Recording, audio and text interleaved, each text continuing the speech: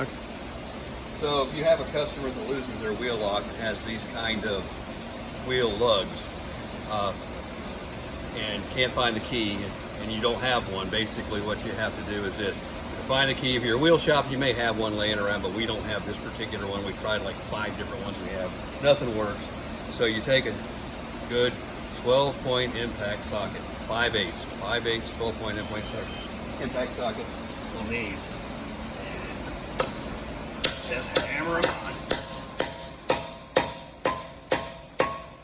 Get them about 80% across the lug. Put your gun on it. There you go. So now what you got to do is take this to a vise. We take the vise. I want to show you do it, and then put a punch through it and bang that out, because that's in there really tight. So you have to be set up for that too.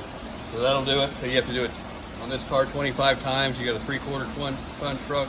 You got to do a lot more. So no fun. Make sure you charge your customer a lot when they do this stupid stuff. This is really aggravating.